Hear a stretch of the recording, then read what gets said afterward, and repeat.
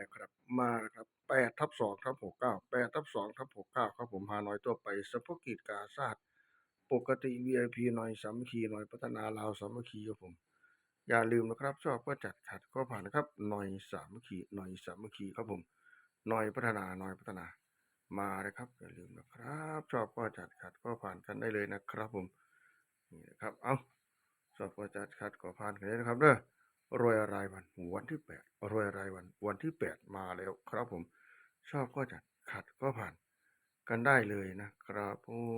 ม8/2/698/2/69ครับผมฮานอยทั่วไปฮานอยทั่วไป359 359 59 3539 59 39 36 18ครับชอบก็จัดขัดก็ผ่าน8/6/69มาแล้วครับผมรวยรายวันลาวทั่วไปกับอดุงนาเพลินครับผม